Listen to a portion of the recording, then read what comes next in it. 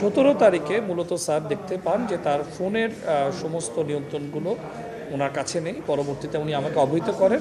আমরা সেটটিকে প্রাথমিক অবস্থায় যে র্যাপটাকে আমরা দেখতে পেরেছি, র্যাপিড অ্যাক্সেস টুলস, সেটাকে আমরা রিমুভ করে দিয়েছি।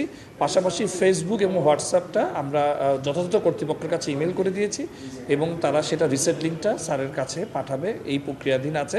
স্যারের আইডেন্টিটিটাকে মেটা একটু কনফার্ম করার জন্য তার পুরনো ডিভাইস থেকে রিকোয়েস্টটা সেন্ড করতে বলা হচ্ছে, যেটা আমরা অলরেডি ইতিমধ্যে সকাল থেকে প্রক্রিয়াটা শুরু করেছি। আশা করি আমরা ফেসবুক হোয়াটসঅ্যাপটা ফিরে পাবো।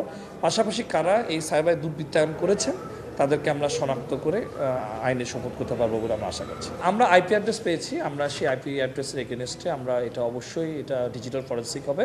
তো আমরা মেটার কাছে যেহেতু আমরা জানতে চেয়েছি, তো ওনারা উইদিন এ উইক আমরা আশা করছি তারা আমাদেরকে রিপ্লাই ব্যাক করবে এবং রিপ্লাই ব্যাক করার পর আমরা সেই অনুযায়ী বাকি স্টেপসগুলো নেব।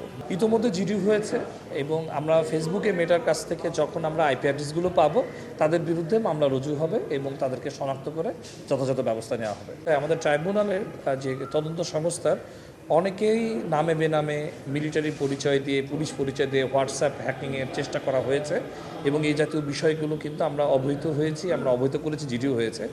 তো এটার নিয়মিত চেষ্টার একটা অংশ। তবে সেট হ্যাকিংয়ের ঘটনাটা এটাই প্রথম দেখলাম।